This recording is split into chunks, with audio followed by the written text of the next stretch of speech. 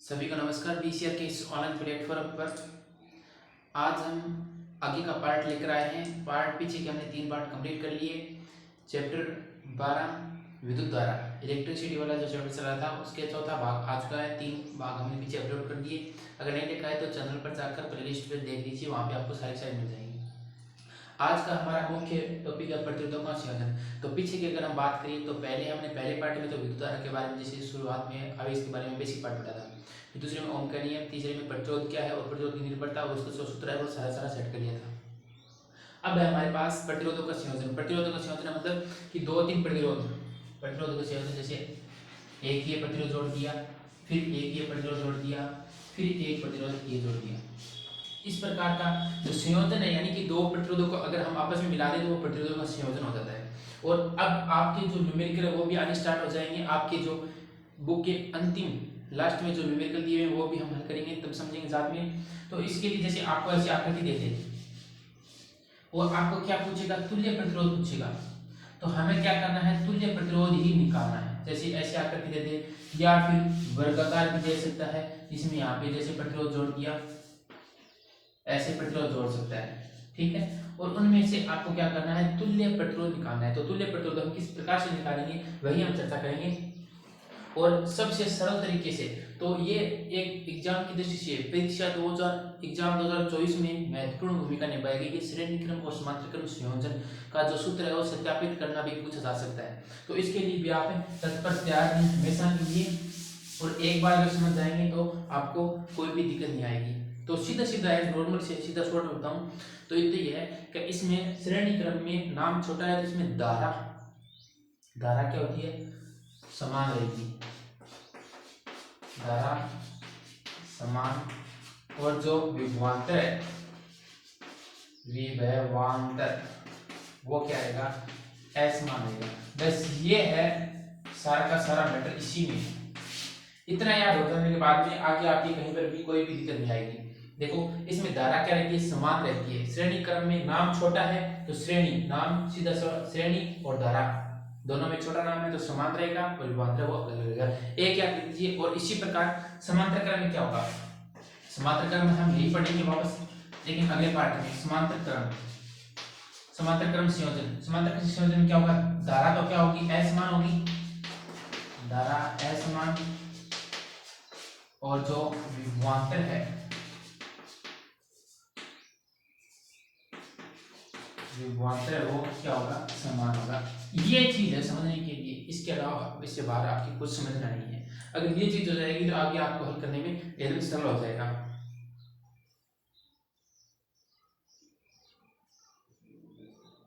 तो वो किस प्रकार से सेट करेंगे अब आपको मैं दिखा देता हूँ, लास्ट में आपको समझ में आ जाएगा कि हाँ बस ये याद रखेंगे। ये सब चीज कब समझ में आएगी, जब आप समांतर क्रम और श्रेणी क्रम दोनों एक साथ में पढ़ लेंगे ना, पढ़ने के बाद में पता चलेगा कि दोनों में क्या है। तो इसका पहले हम चित्र बना लेते हैं कि श्रेणी क्रम संयोजन क्या होता है। तो श्रेणी क्रम संयोजन के लिए हम क्या करते हैं, प्रतिरोध देते हैं। हमें क्या चाहिए, प्रतिरोध चाहिए। तो मैं इसका जो चित्र है वो इस साइड में बनाता हूँ, इसका चित्र मैं यहीं पर बना देता हूँ। और इसको जो थ्योरी है वो आपको खुद किताब में से देख लिखनी है। जो इसकी जो थ्योरी है वो आपको पढ़नी है, बस नॉर्मल सी थ्योरी मैं एक बार मुंह से बोल कर बता दूंगा, लेकिन आपको ज़्यादा लिखना कुछ नहीं है, बस सिर्फ समझना है, समझने पर ध्यान दीजिए ज़्यादा। इसका डायग्राम है वो मैं यहीं पर बनाता हूँ, और इसका जो हल है वो उत्पत्ति होगी जो वो हम आगे इसमें आगे बढ़ेंगे। तो इसके चित्र के लिए देखो यहाँ से मैंने चित्र बना दिया। प्रतिरोध कम से कम 3 प्रतिरोध होने चाहिए, कम से कम 3, फिर 3 से आप 4 भी ले सकते हैं, 5 भी ले सकते हैं, लेकिन कम से कम 3 माने गए हैं, 3 लेने हैं। एक यहाँ पे प्रतिरोध जोड़ दिया मैंने, इसे मैं क्या बोल दूं, R1 प्रतिरोध बोल दिया, क्योंकि हम 3 लेंगे तो R1 R2 R3 ये ले लेंगे। फिर एक यहाँ पे आ जाएगा, इसे हम R2 बोल देंगे। फिर एक यहाँ पे और आ जाएगा, इसे हम R3 बोल देंगे। इस प्रकार हमारे पास कितने हो गए, 3 प्रतिरोध हमने ले लिए। 3 प्रतिरोध लेने के बाद में अब हमें और क्या चाहिए, हमें एक बैटरी चाहिए, बैटरी चाहिएगी, और कुंजी भी चाहिएगी, लेकिन बल्ब भी चाहिए। बल्ब लेना चाहो तो लेस को थे, मैं ले तो वो भी चल काम लगा। इसमें यहाँ पे मैंने बैटरी जोड़ दी, प्लस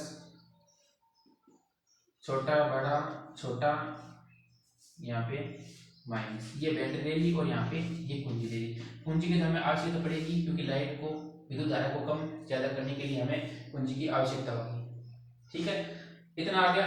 प्रतिरोध R1 ले लिया, R2 और R3 प्रतिरोध हो गई। अब ये जो बैटरी है ना, वो इसमें आपको मैंने बताया धारा का मान क्या रहेगा, समान रहेगा। तो यहाँ से देखो, मान लीजिए धारा मैंने I पे भर दी, तो धारा का मान है वो सभी में समान रहेगा। किसी कहीं पर भी तार में, यहाँ पर किसी भी तार में कहीं पर भी जाकर चेक करेंगे तो आपको मान धारा का मान क्या मिलेगा, समान मिलेगा। चाहे 5 एम्पीयर हो, 10 एम्पीयर हो, 20 एम्पीयर हो, कितनी भी एम्पीयर हो, लेकिन धारा का मान क्या रहेगा, समान रहेगा। यदि हम वोल्टेज विभवांतर की बात करें तो इसका विभवांतर अलग होगा, इसका विभवांतर अलग होगा, इसका विभवांतर अलग होगा। इसका विभवांतर के लिए V1 V2 और V3 अभी तक हमें पता नहीं है, तो इसलिए हम क्या मानते हैं, V1 V2 और V3 जो विभवांतर तीनों का क्या है, अलग अलग है। तो V1 V2 और V3, और इसका प्रतिरोध क्या है, R1 R2 और R3। तीनों प्रतिरोधों के तीनों विभवांतर वो क्या है, अलग अलग है, और लेकिन धारा का मान क्या है, समान है। अब बात करते हैं हम थोड़ा पार्ट 2 की ओर। पार्ट 2 हमने पढ़ा था कि ओम का नियम, तो इसमें ओम का नियम लगेगा और ओम के नियम के सत्यापन से हम हल करेंगे। अब इसकी जो थ्योरी है मैंने आपको बता दी। इसमें थ्योरी में आपको बस क्या मिल लेना, 3 प्रतिरोध R1 R2 और R3 विद्युत परिपथ में जोड़े गए हैं।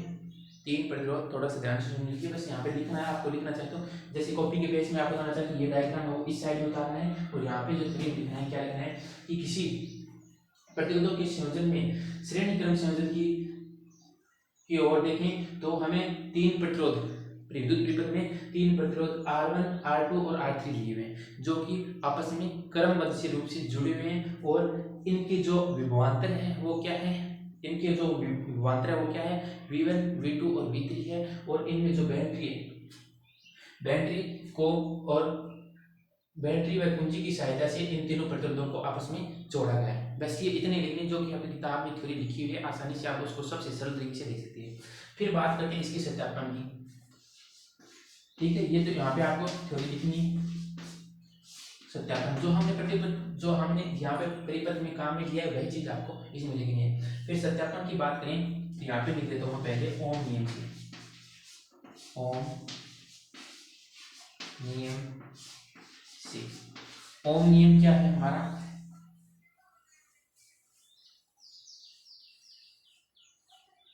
ओम नियम ये कहता है कि V समानुपाती I, तो V बराबर में IR हो गया। ठीक है, आ गया।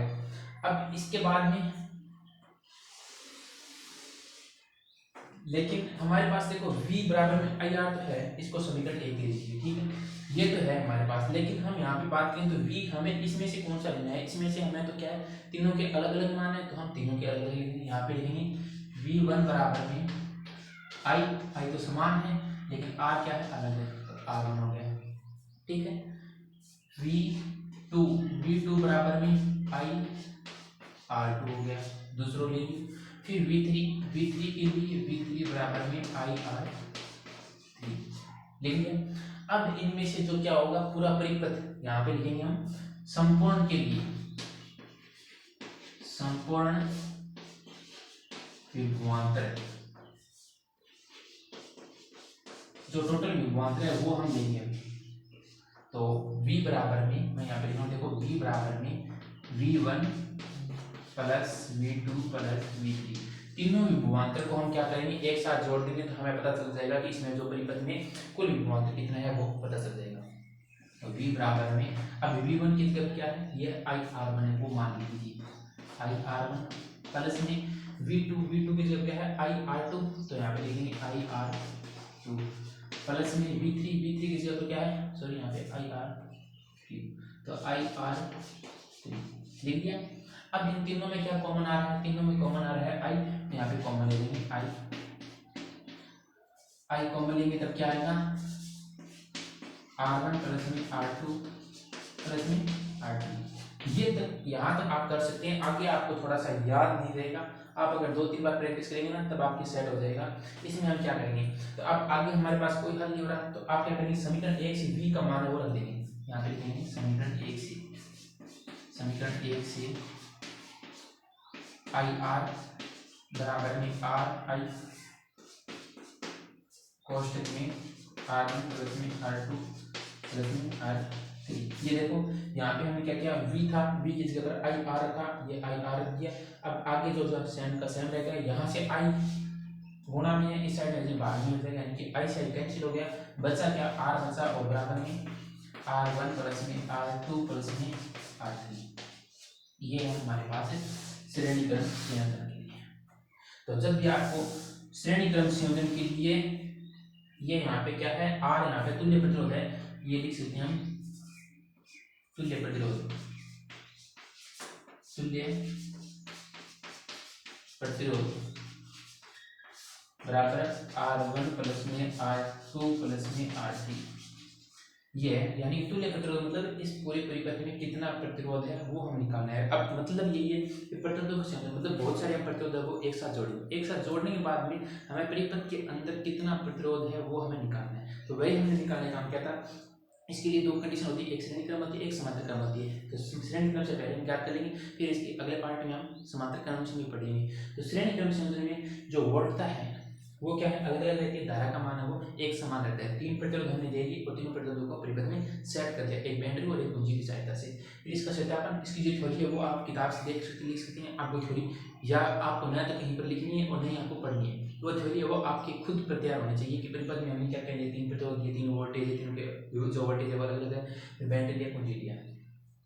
इसका सत्यापन है वो थोड़ा सा ध्यान से देखना है। सत्यापन क्या है, ओम की नियम से शुरुआत करना है और V बराबर आई आर समझ कर लीजिए, और तीनों के वोल्टेज है, तीनों के विभवांतर है वो सारे सारे अलग अलग हम निकाल लेंगे।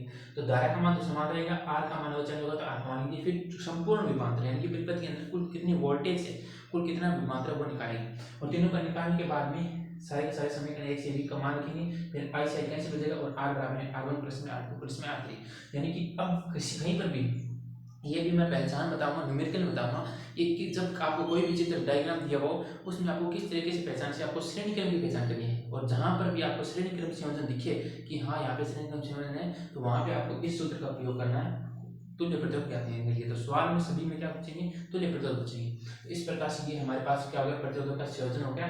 तो हमारी तरफ से बेस्ट ऑफ लक है, और इस प्रकार इसको तैयार कीजिए, इसके अगले पार्ट में समांतर क्रम भी करवा देंगे।